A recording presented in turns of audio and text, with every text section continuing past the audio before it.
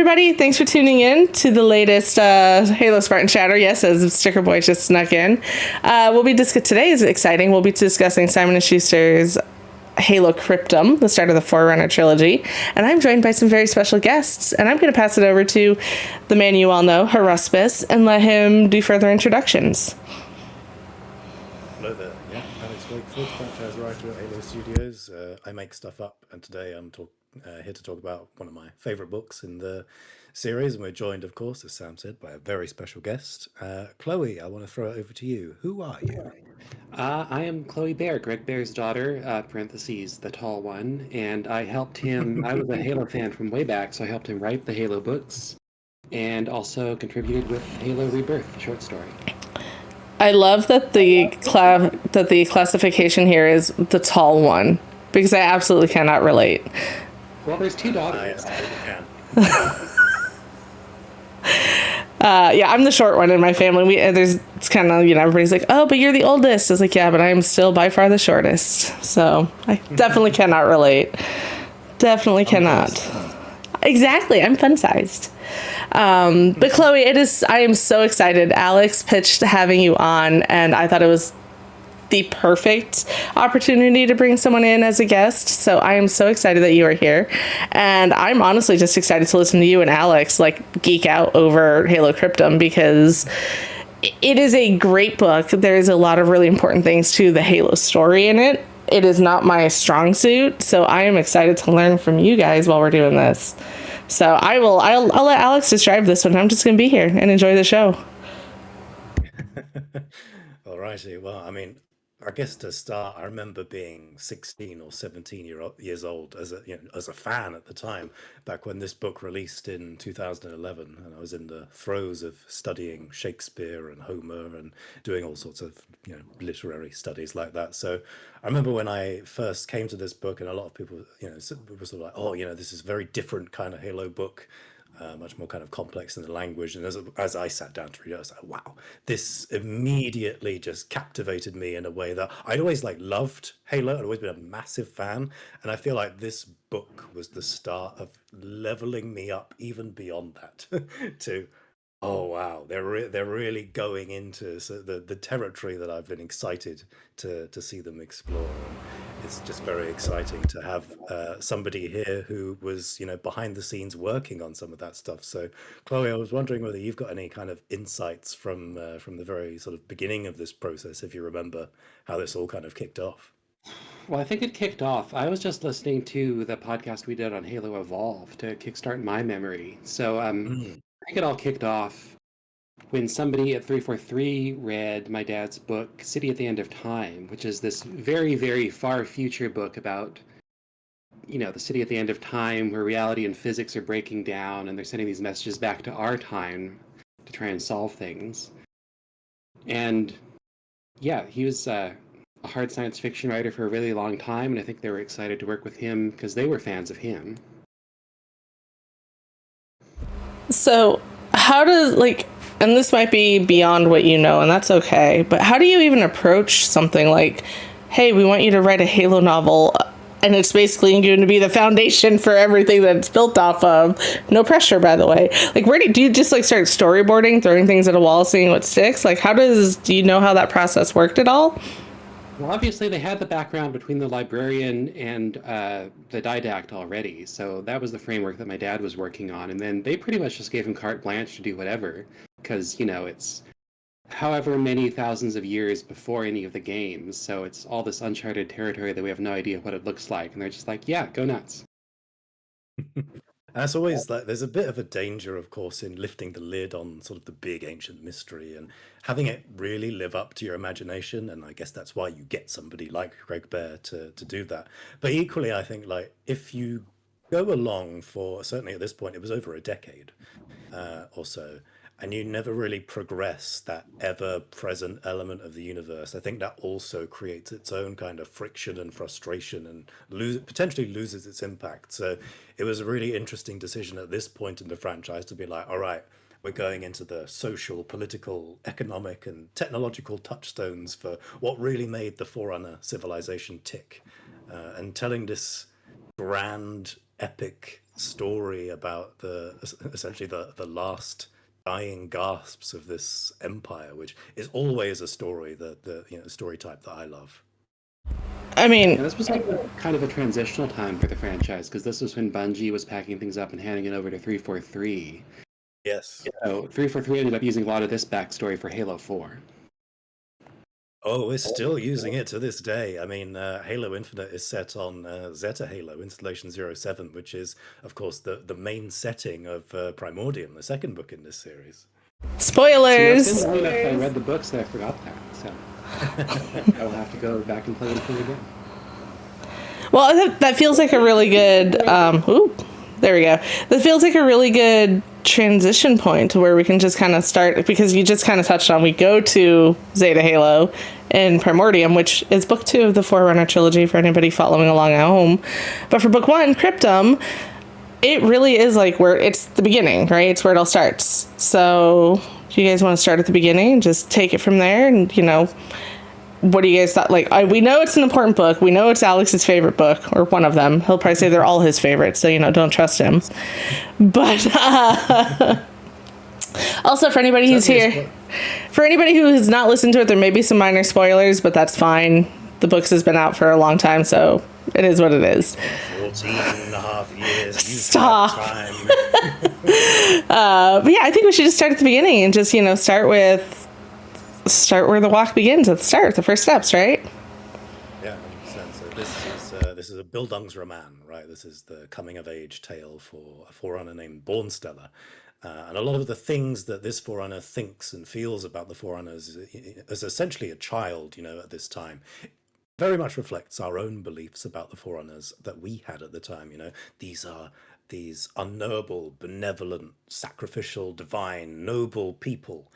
And of course, over the course of this book, we learn that it's not quite the case. There's always more complicated than that, and we sort of get to explore the depths of all those things. So the book starts off with Bornsteller, who is young and rebellious. He's been born into wealth and privilege as part of the Builder Rate, which is the highest echelon of Forerunner society, and they create all the the marvelous megastructures we get to explore in the games. But they're also a little bit corrupt. And Bornsteller has been sent to Mars by his family to live with the minor rate, which is a lower rate in their society or caste, to discipline.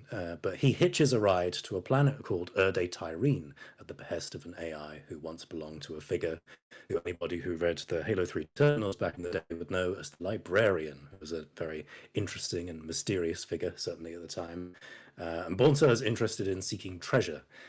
He's specifically after a device called the Organon, which is this grand sort of mythical thing that is said to be able to reactivate the immortal yet dormant precursor structures, which are littered across the galaxy, but they're completely inert. The precursors vanished long ago, and of course that's a mystery of their own time. So Bornsteller recruits some of the local population to help him reach an island where he believes that the Organon is located. And that local population just so happens to be a species known as humanity, who were once a spacefaring empire themselves with a long history with the Forerunners, which the later books obviously delve into the historic and certainly even the genetic connections with. And they've been reduced currently to a pre-industrial civilization state. And this is where we meet Riser and his good friend Chacus, who may or may not become a more important character later. Chloe, I'm wondering, I seem to recall that this was maybe your suggestion about giving Bornsteller a human sidekick. Yeah, this was me pitching to my dad right as we were about to go to breakfast with the 343 folks. I think we're having brunch at the restaurant Lola downtown, actually. And so I pitched, we're doing this novel about the Forerunner, this very ancient alien consciousness. So since the humans are around there, we got to have a human perspective character to really put things in perspective. And 343 was kind of on the fence about that, but then over the course of the brunch, they realized, wait, we can use this. This can be the guy who's going to become 343 Guilty Spark. I really want to direct your attention to chat for just a moment, because Trench, apparently, I actually saw a car with the license plate Chakas today, which is small world. Well, it could be a Shaka Khan fan. Don't Don't spoil it. It's totally a Halo reference. Absolutely a Halo reference. I fully believe that it could absolutely be a Halo reference, and somebody is just very, very into that particular character. No, I actually love, like, this. To Chloe's point, the human sidekick definitely helps, because for those of you that have not read or listened to Cryptum yet, it is very, not verbose, but like you can get lost in some of the names sometimes. You know, like there's a lot. What was that? Well, it's a lot of big ideas too. Yeah, because like Bornstellar isn't his actual, like, he has a bigger name than just Bornstellar, right? Bornstellar makes Eternal Rising. Eternal Lasting or Eternal Rising? I heard both. Eternal Lasting. Sam, do you know what Rise's full name is? No, but I think this came up in chat and somebody was like, I bet nobody can remember it, and I think Decepticon Cobra just rattled it out like it was nothing. Of course he did. Right? Of all the people. Yes. That's Day Chaser makes paths long stretch morning rise. Yeah, that's the one. He was like, the only reason I hesitated is I had to look where the hyphens were. That's insane. No way. Riser is great too. He's like a little old guy who was based on the recent discovery at the time the novel was released of Homo floresiensis, who are these, I think, 3-foot tall hominids that lived around the same time as early man and were just discovered on an island. And my dad picked that up and ran with it. That's awesome. I remember he gave, I think he gave a talk to Microsoft at one point where he actually talked about some of the recent discoveries at the time while he was writing Primordium, because that involves Riser a lot more. So it was really cool that it's actually got those connections to real world discoveries as well. Well, yeah, with his books, he was always trying to fit in a lot of cutting edge science and especially biology in his later years. So it seems like he also, like your dad did his research not in just, you know, the terms of like, here's all the Halo stuff that we need to cover, but he also did his research for science and like kept up with like scientific discoveries and all, as you're pointing out, the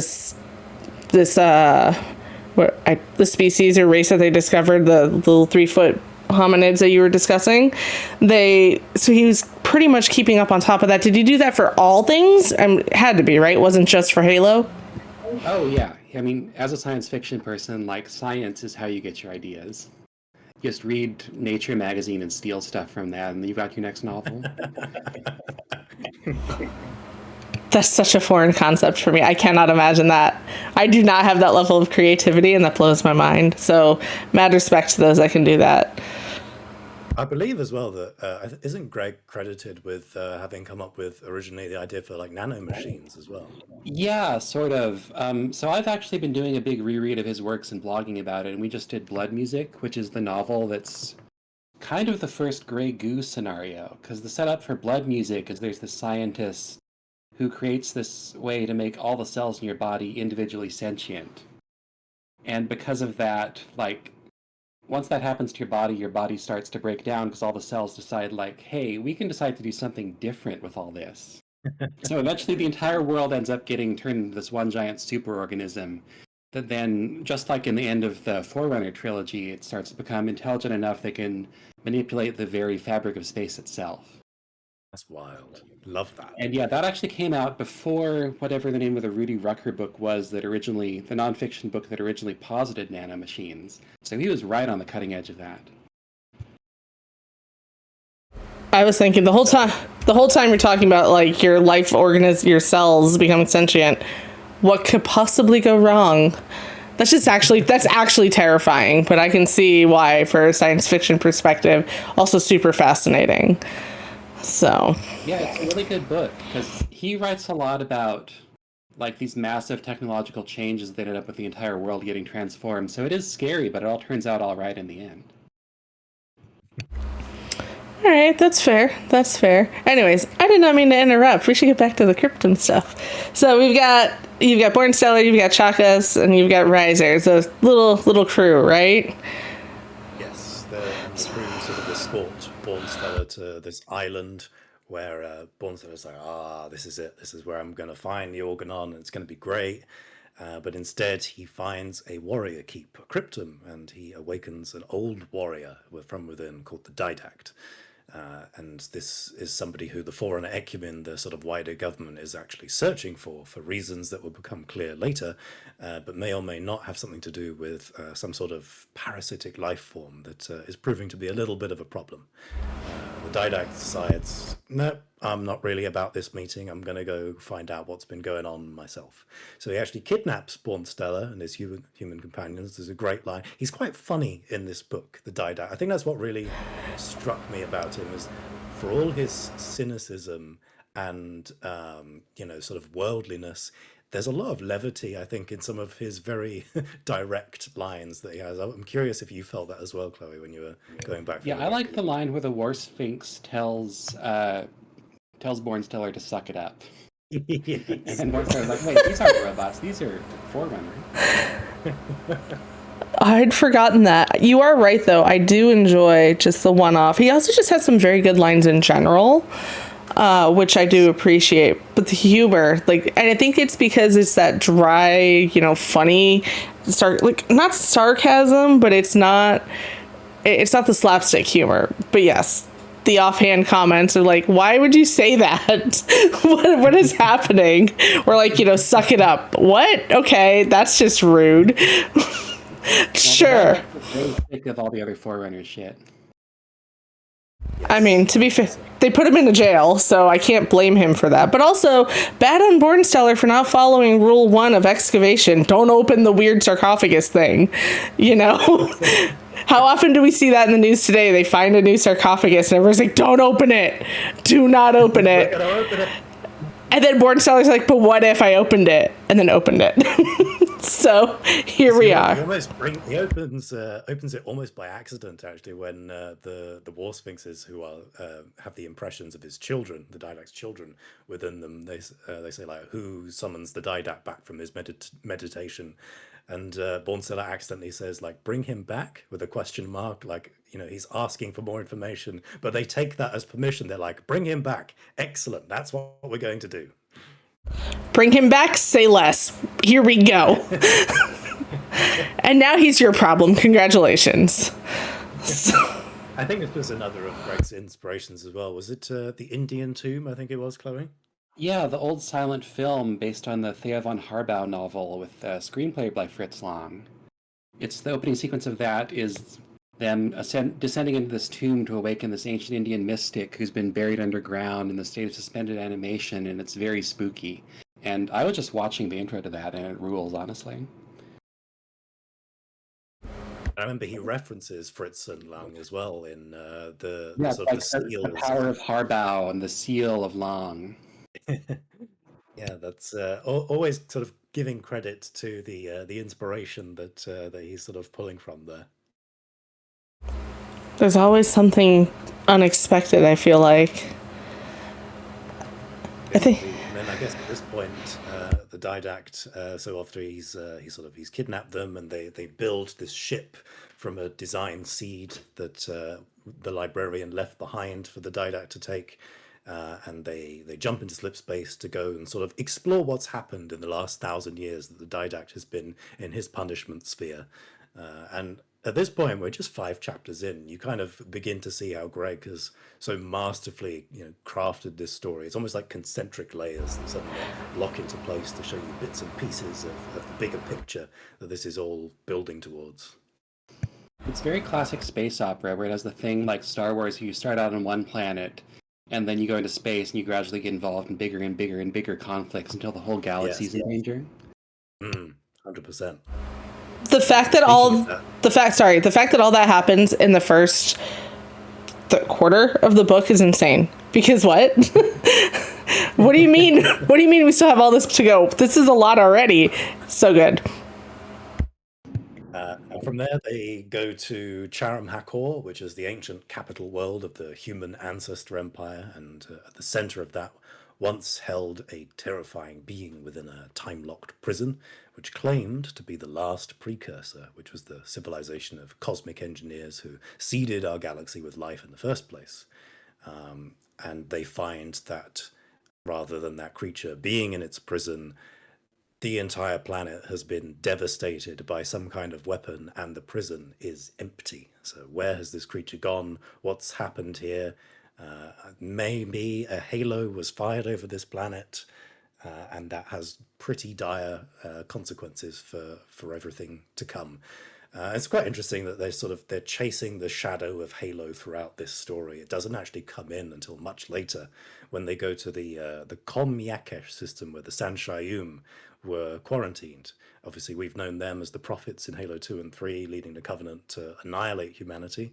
But there they were in the ancient era, formerly allies with humans. And, we were inevitably going to get to this. It's very important to note that, in Greg's words, they were a sleek, beautiful race, strong and sensual. Which I think something the Halo community has really run with over the years since. It's very important for everyone to know that the Sanshayum were once sexy. And frankly, I'm sure that there are still people out there that are still aren't sexy. Yeah, I couldn't tell you why he decided to do that. I think just because. I'm like the 343 guys, like, all right, here is a picture of the prophets, and Greg's like, I know exactly what to do. I got you. If you ever read the original Ringworld books, you know you have to have weird, sexy aliens on a Ringworld. I actually finished rereading that recently, and there is a lot of sex in that book. There's a lot of weird alien sex. I read that when I was a teenager. This is a very educational learning on how to print. Yeah, I was thinking that too, Sticker. He says that, for those who are not here live, says he's learning how things are pronounced, because I was also thinking that earlier with some of the planets, because I know when I read something in my head, I'm like, oh, that's how this is pronounced. And then Alex will say it, and I'm like, that is not how that was pronounced. So I have to recorrect myself. So yeah, for sure. But yeah, the prophets are, man, that was a choice. I don't get it, but it is an ongoing meme, and it's pretty funny. So I guess it's alliterative. It's funny. And you know what? Sure, why not? Really, what's interesting is, in a later novel, Halo Broken Circle, where we actually go to the Sanshayum homeworld, they mentioned that there's a bas-relief carving of another species on that planet, which doesn't look Sanshayum, and it seems to be implied that it might be either Forerunner or human, which is a little sort of nugget from that book that I've always enjoyed, sort of tying back into what's established in this one. I love when books take from other ones. You can tell that the author's done enough care to read and learn and just tie things in. Love that. It's always super fun, like little Easter eggs. Love that. Chloe, do you know, did your dad read many of the Halo novels before he started writing his? Do you know, or? No, but he didn't have to, because those all take place way after. Oh, that's true. So they just kind of do the Bible. You just tell them to do whatever. I keep forgetting that. I keep forgetting that these came so far into the lifespan of the franchise, but really you can read them at any time because they take place so far ahead of everything. Yeah, you're right. I forget. I apologize. There's no obligation to tie anything in, except for once they started finalizing stuff in Halo 4, and then they were like, okay, so the ending of Book 3 has to go this way because all the stuff in the game is already finalized, and we can't change that. All right, so we've gotten, we opened the Forbidden Tomb. We built a boat, we built an ark. We are now visiting the Forerunners. Not the Forerunners, the sexy prophets. There's there's so much that happens. New canon. Yes. And then at that point, they are betrayed because they meet with the Confirmer, who is he was the Didact's own mentor, and he sort of sells them out to the Master Builder, who is the leader of the Builder Rate. Sorry. Can we go back a step? You said it was his own mentor. Are you implying that each one had their own personal mentor, or was this just a special one-off case? So yeah, this is actually quite an interesting part of Forerunner Society, where they go through a process, a maturation process called mutation. And they require a sort of mentor figure to lead them through that. And typically, it's somebody who is of their own rate. And actually, in Halo Epitaph, which released was it last year, the year before? God, I've completely lost track of time. I think it was last year, by Kelly Gay. Amazing story that closes the door on the Didact's journey and sort of delves into some of his past. The Didact ran away, trained as a warrior on, and he met the Confirmer, and he received his mutation from the Confirmer. So this is the mentor figure that he sort of goes back to. And Bornsteller, of course, is a builder. He is the upper echelon of Forerunner society, whereas the warrior servants, which the Didact is part of, are very much looked down upon. They do, the work of preserving Forerunner society through military means. And so while they uphold the mantle through violence, they get looked down upon by the others who benefit from that violence, which is a very interesting kind of political element of this story. But anyway, the Didact serves as Bornsteller's mentor, and he gives him kind of brevet mutation in order to sort of help the young Forerunner access the domain. And I'm sure we'll get into the domain at some point. But later in the book is an interesting point where Bornsteller is kind of going through the capital, the Maithrillion of Forerunner society, and shunned, and he's seen as grotesque by other Forerunners because he has been mutated by another rate. He doesn't look like a builder. He's meant to be biologically kind of sculpted into this role, but instead he looks like he's becoming more of a warrior servant. So the sort of the top and bottom of society, they're kind of coming together. Chloe, I was wondering if you've got any kind of further insight on some of the elements there that your dad was looking to tap into. Oh, well, I think that's him just messing around with, like, again, a lot of science fiction is imagining what would an alternate society look like if you have access to these different technologies. So this is it's not post-human because they're Forerunner and they're not humans, but it's really a society that's conquered biology in such a way that you can change yourself in these completely different ways. And so this is him imagining, like, what would it look like if you could change, like, the entire core of your personality? Yeah, we've got art of all the different rates and the very sort of specific biological changes that they might have, which includes, how tall or short they are, whether they grow extra arms and stuff, depending on sort of what kind of tasks they do. And obviously, you touched on another point there, which is the Forerunners' relation to the humans and everything. That's a big part of this trilogy, and certainly one that's had lots of different answers, over the years. As to whether humans and Forerunners are, the same species, what kind of history they have together. And I think Greg he arrives at a really interesting sort of middle point of saying, yes, they are, and no, they're not. There once was a time where they may have been the same, but they were separated to evolve separately. They're sort of at the very beginning of this book, Bornsteller notes that he looks more like Chacus than his own father, which has always been an interesting sort of little seed in there. You pick up on so much more that I've never caught. Incredible. And you kind of go back to my dad's book, Eon, which I just reread, which is about, again, a very far future society that's advanced so far that they're basically no longer human. They can change their bodies to whatever they want. They can live entirely in cyberspace if they want. They can live in these artificial bodies. And so Eon is about them coming back in time to our timeline. Interesting. So we've been betrayed. We've done the brevet mutation. What's the next stop on the journey? Because there's also a lot of walking in this book for those that don't know. And I just see Decepticon Cobra popped into chat about 15 minutes too late for his shout out. So welcome, Cobra. Well, there's less walking in this one, I would say, than in Primordium. This one's much more of a kind of galaxy hopper in terms of... Yeah, that's fair. More of a space opera. So Bornsteller at this point, he's brought back home by the Master Builder. The Master Builder supposedly executes the Didact after capturing him, while the Sanjayum sort of initiate an uprising against the Forerunners.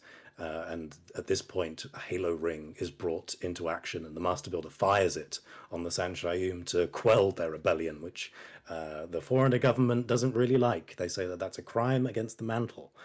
It's their responsibility to shepherd species, not to be killing them with these halo rings. So there's actually a tribunal that's being held at the Forerunner capital, and Bornsteller's invited to serve as witness and give testimony.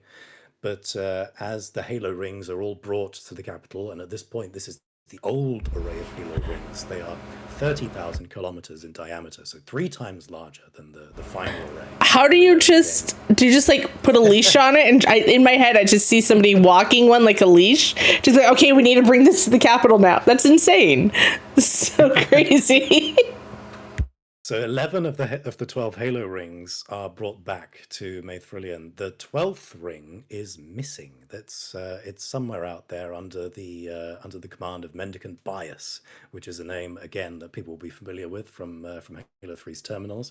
Very interesting character. A lot to talk about with that one, but that's more for Primordium and Silentium, I think.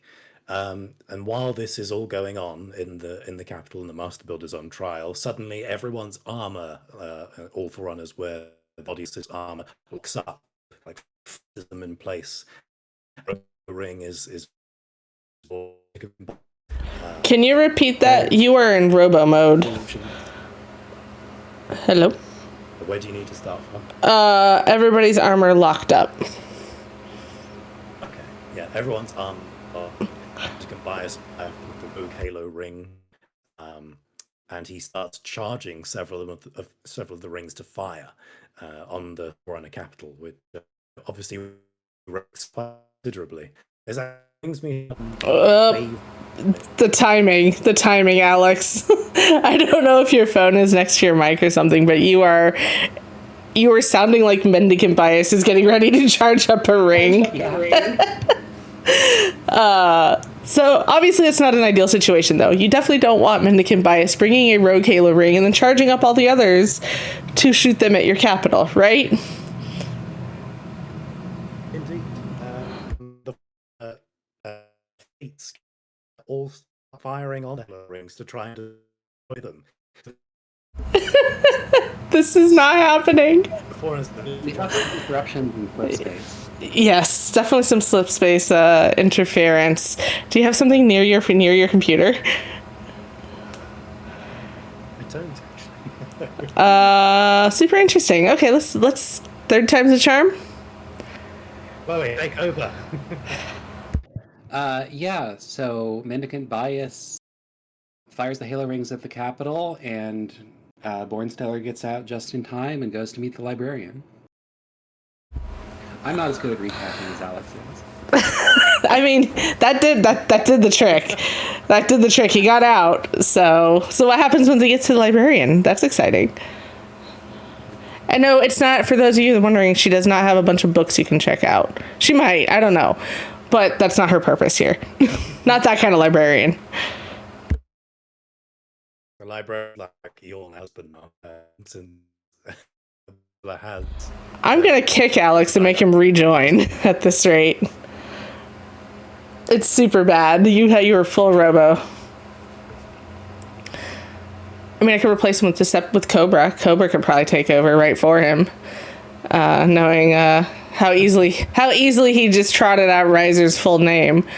So, all right, let's see. Let's invite him to speak. Oh, how about that?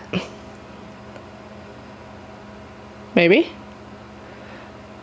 No, nobody else wants to speak? Okay, I'm just going to talk to myself. So anyways, so he gets out, he talks to the librarian, they go have tea at the library, and then... Yeah, Bornsteller's mutation has progressed to the point where he's turned into the Didact. He's now the IsoDidact. So yep. He's now the librarian's husband. Because that's, as you do, right? I guess Alex is just gone. That's unfortunate. Yeah, so and I think that always confuses that. I think the IsoDidact and then the Didact, that got really confusing around like Halo 4. I just remember people were, I don't actually know which one this is. How are you supposed to know? Right? It's could be one, could be the other. I don't actually know which one we're fighting. Well, that was the Didact, right? It's been a minute since I read the last books, but I'm pretty sure that's the Didact. could. That they uncover from the Cryptum. Oh, right, yeah. No, I see what you're saying. Agreed. I'm just saying, in general, the confusion, when you see Didact, sometimes you're like, I got to double check which one we're talking about right now. Alex, did your mic just did you push the mute button so you can come back and talk to us? Maybe not. No? All right. So let's see. I'm looking at our list of, where he's just going to leave us again. All right. So that's okay, Chloe. Me and you, we got this. So he turns into the IsoDidact. And are there any, for those that may not know, are there any functional differences between, let's see if that worked. Maybe before we get into the differences between the ISO. Alex, are you here? Excellent. All right. Well, I will just let Chloe take it away. Let's talk about the difference between the IsoDidact. Oh no, I'm on the spot. This is going to be one of those things that gets explored a lot in later books, and I just reread the first book yesterday, so I'm not the best person to talk about this. If you have a little bit of insight, I think that's okay, because we can cover a little bit of Primordium, since this is technically supposed to be for Cryptum and Primordium. It's okay. We can touch on it a little bit, I think, just as a basic overview. It's showing that you are speaking. You are not speaking, Alex. I don't think you are. You are not muted. So, unmute. Nope. Okay. Or we can just sit here. We can kill a little time before he comes back. So. That's exactly. This is one of those things that I don't remember what happens. What is your favorite part of Cryptum? How about that? Oh, good question. I really like Riser. He's such a fun character. Is that because it was your own? Well, I guess it was more Chakas. Chakas. I always want to say Chakas. I guess that's not correct. Or at least that's how I remember my dad saying it. How did he pronounce it? Chakas. Okay. I'm just so bad at remembering how these things are pronounced. So, why was Riser your favorite? Because I love a weird little guy. I mean, they to the point. That's it. And Riser kind of just wants to he's old. He wants to get everybody through this, and then probably wants to retire and eat a bunch of fruits and nuts and maybe little meats. And so this is it. This is my last journey, right? We're done after this. Mm-hmm. All right. I don't know why Alex can't speak. He has the talking ability. I think maybe his mic is muted on his laptop somehow or something, or it changed his input on Discord maybe. Oh, that happens to me all the time. Yep, that happened to me too. So, how about you, Trench? Do you have a favorite part of Cryptum, or Cobra, or Panda? A lot of animals in chat right now. So I'm just calling out the ones I recognize. So, I remember reading these, and hard science fiction like this has always been a struggle for me because my brain can't wrap my head around a lot of the concepts. They're too deep for me. And it's hard for me to imagine all the structures in my head too. When he's describing the Forerunner homeworld, it's like, what does that look like? I struggle to do that even with fluffy books. I struggle to picture things in my brain. So yeah, definitely getting into the Forerunner structures and the capital city. I don't understand. I just cannot visualize the size and scope of this. So I struggle with that, which I think also doesn't help with epic science fiction like this, when a lot of it is geographically dependent of hey, this is what this building looks like and here's why it's important. I have such a hard time getting my brain around that. So these were always a struggle. You can just do what I do and skim past all those parts and skip to the character parts because that's what's important.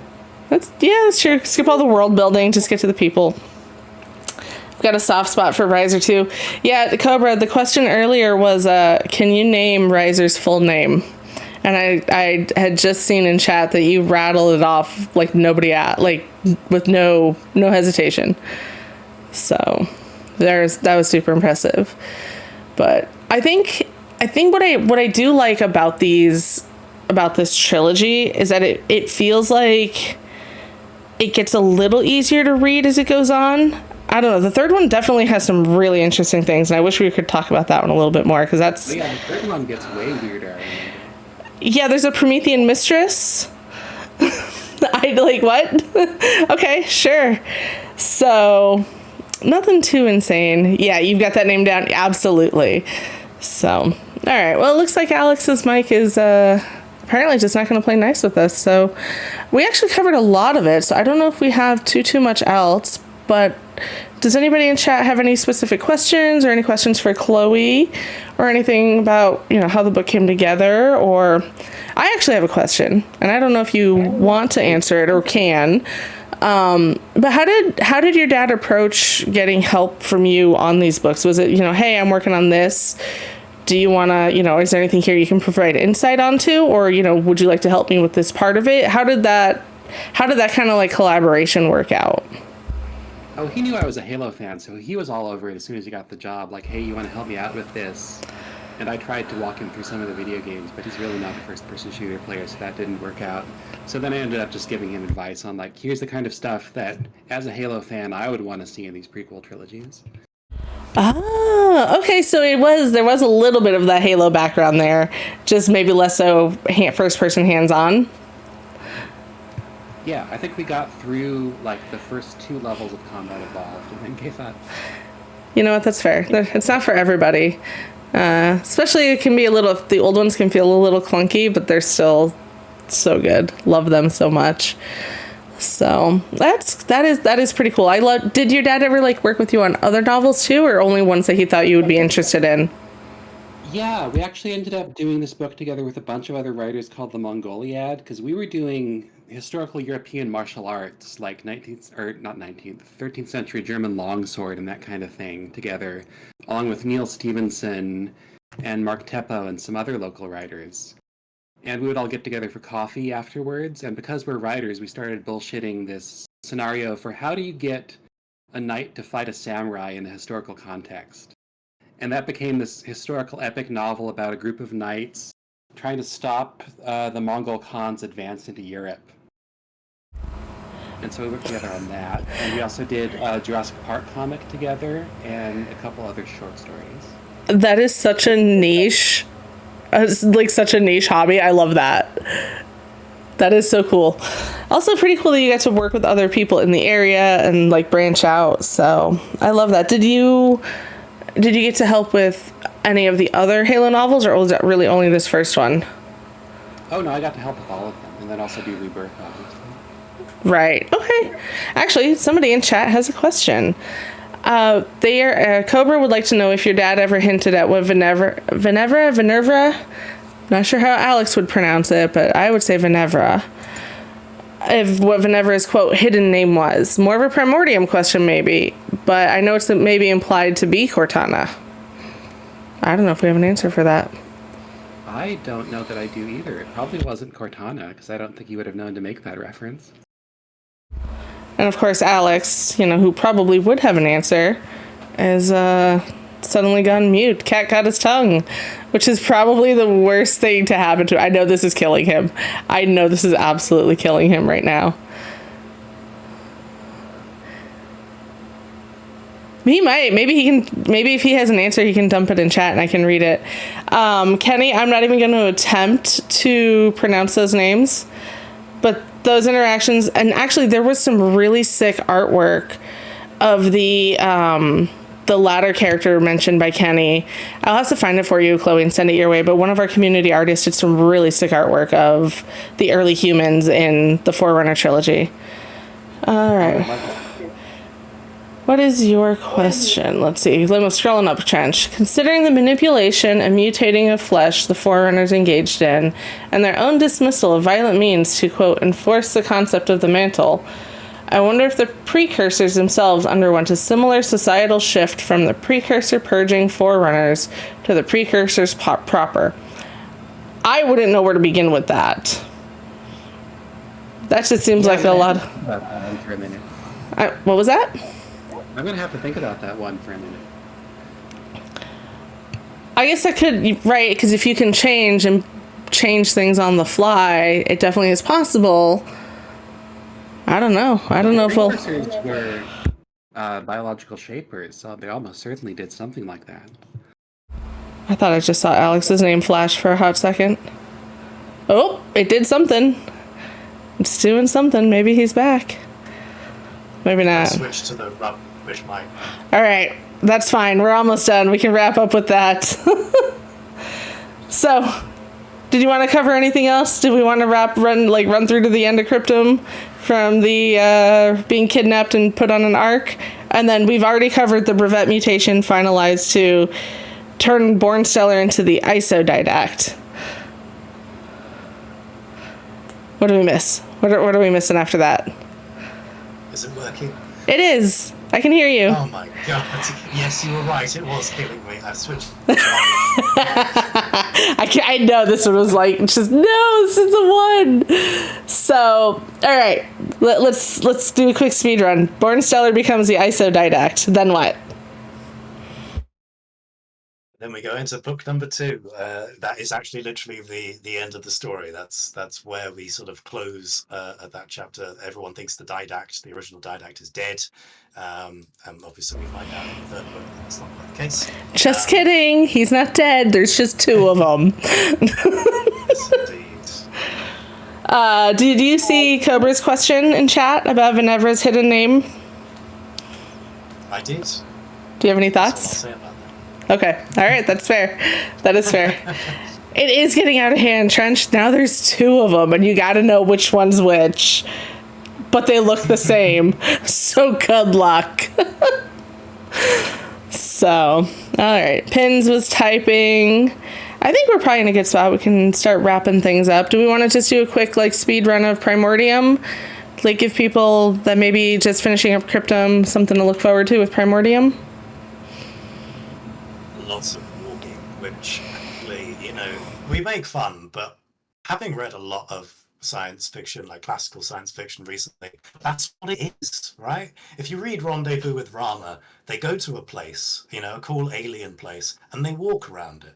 And they find other ways to more efficiently walk around it. So I think it's just, that's a science fiction genre element. Everyone goes to a weird place and they kind of get messed up by it a bit. And I actually really enjoyed a lot of the places that they go to in Primordium. The bit where they go into one of the sort of flood containment chambers, they find a proto grave mind held within it, and they're like, "Oh, we got to get out of here." There's a lot of really good stuff in there. So that's very much an exploration of Zeta Halo. Before it became Zeta Halo, right? This was originally one of the larger rings, 3 times larger than the final ring. So we learn how it sort of became part of the final Halo array that ultimately cleanses the galaxy. And we follow Chacus on that journey, and we find out how he becomes that lovable light bulb in the original trilogy. Yes, the light bulb. That was a twist.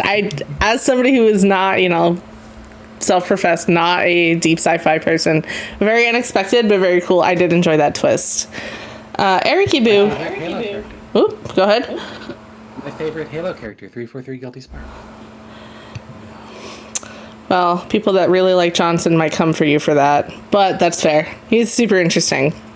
Very, very interesting. He's had a whole extra character arc in Kelly Gay's novels, Halo Renegades and Halo Point of Light, which follows up on his sort of post-Halo 3 ending, and sort of reforges him across all of his different sort of eras, when he was Chacus, when he was 343 Guilty Spark, into a new character with a new purpose in life, which I think is absolutely brilliant job.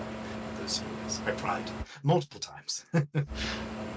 This might be a leading question, or one that doesn't have an answer, but was the intent always to turn him into Guilty Spark? Was that from the beginning always the intent? That was 343's intent. Yeah, they came up with that idea. That's cool. I had no idea. I'm sure Alex knows, because now he gets to see all the cool things and he won't tell me any of it. Very rude of him.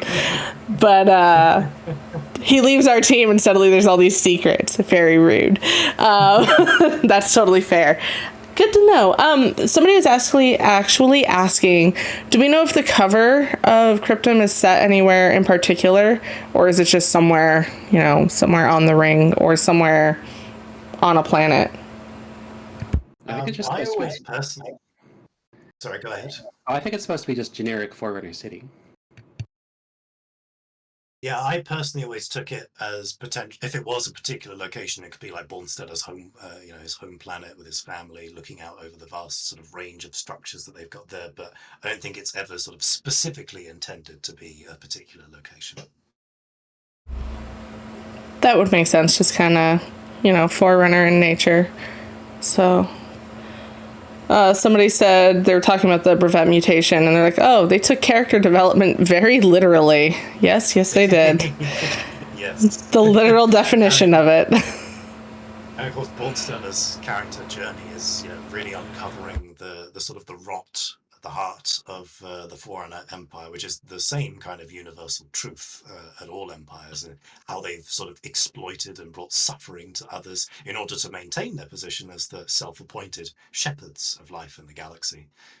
It's things like this that I really think, they make not just great Halo stories, but great works of science fiction, and how Greg taps into that.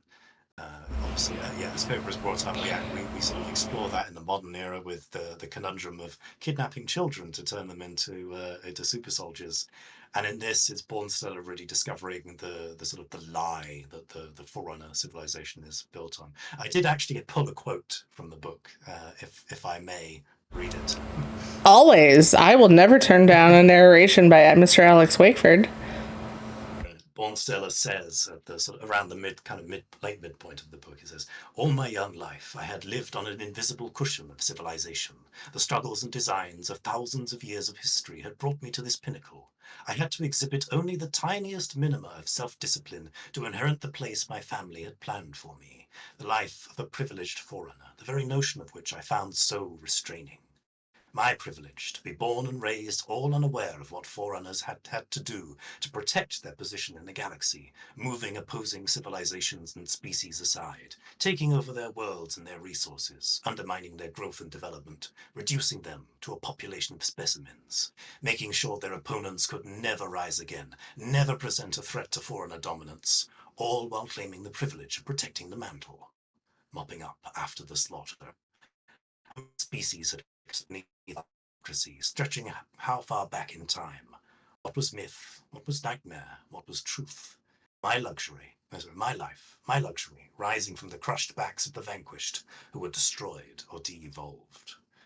That's really kind of the crux of Bornsteller's revelation in this book, and it's something that I think we see reflected in Halo Infinite as well, because obviously we as we've established, set on Zeta Halo, but derives from the Forerunners' kind of logic for their actions against the Endless, which you can see in kind of the dialogue in the legendary ending for that game. But I mean, that's a broader topic for another day.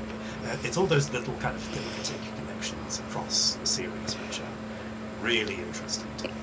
All those threads woven together here and there to build a big picture. Yes, and similar to Eric Nyland, when he made The Fall of Reach back in 2001, that became the foundation for certainly the modern Halo universe, and we're pulling from that even to this day. Even 10 years ago with Hunt the Truth, where that really was built on that, and we're still doing it to this day. Greg did the same with this, even just this book. Forget the rest of the trilogy. Cryptum alone feels like it sets up what could be the next 100 years of Halo stories that we continually pulling from. And for that, I think his impact on the Halo universe, even with just these 3 books, really cannot be understated. So you heard it here first, guys. Alex just confirmed he's writing another 100 years worth of Halo books by himself.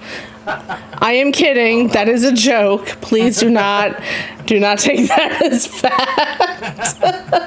Somebody's gonna take that and run with it. It was a joke. So,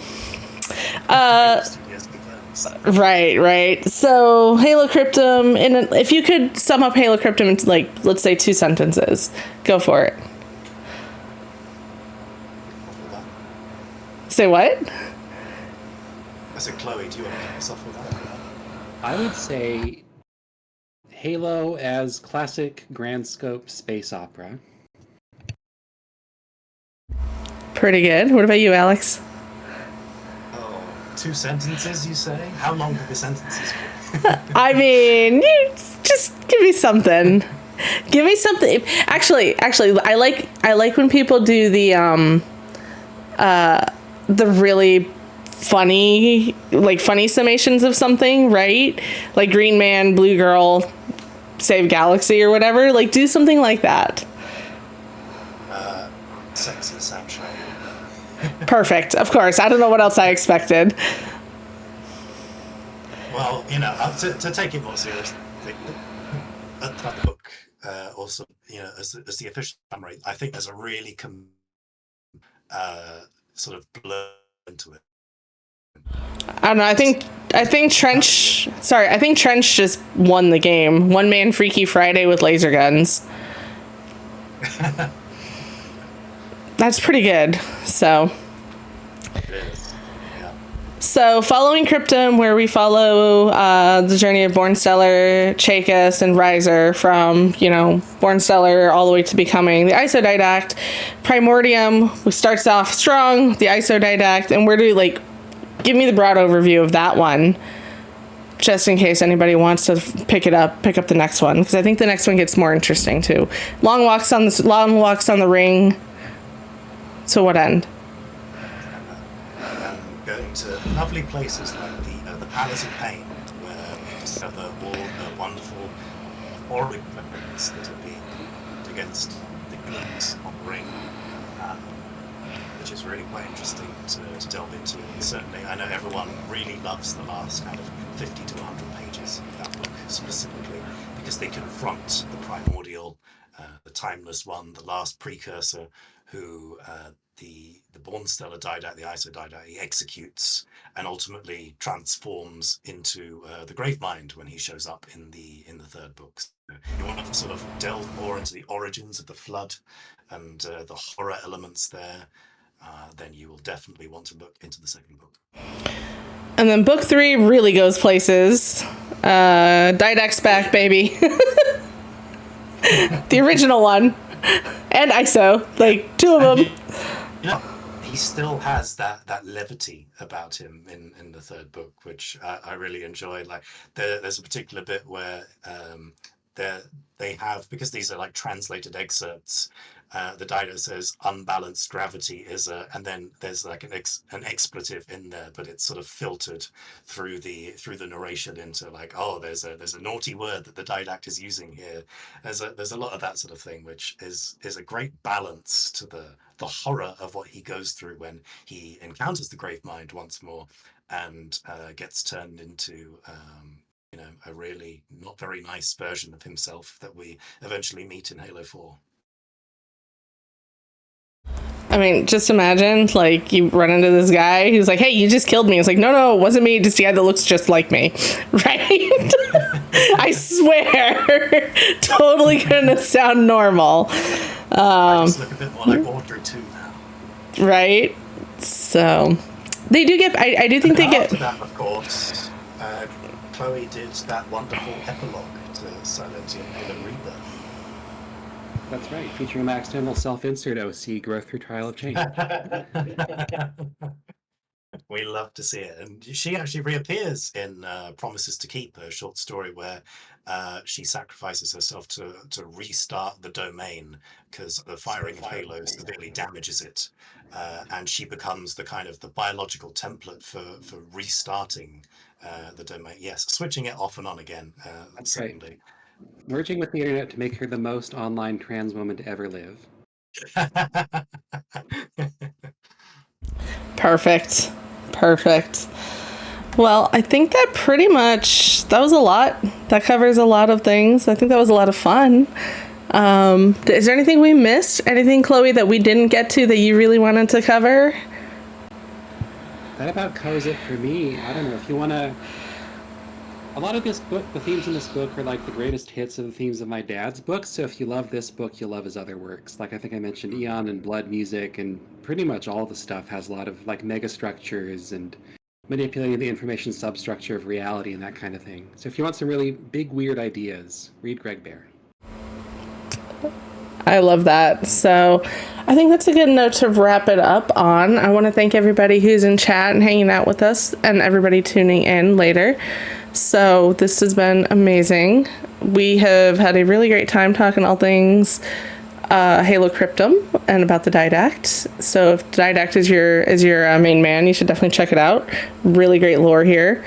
But we have another book coming up next because our Simon and Schuster audiobook series has not ended. We have another few books coming. Next one is not as deeply hard in the paint science fiction wise, but still very good. We have not announced it yet, so I will not be revealing that. I don't know if Alex wants to tease any of it, but I'm not going to. It's a novella about a certain ODST gunnery sergeant, the defining events of his life, and there may be one particular moment in there that arouses a lot of conversation. A lot of controversy. So it was fun. Oh no, yeah. So anyways, for those of you tuning in, thank you so much. I'm going to allow Alex and Chloe to give any special thanks or sign off, but we will catch you at the last Thursday of August. So Alex, save the date. I'm looking at you through the screen. You can't see me.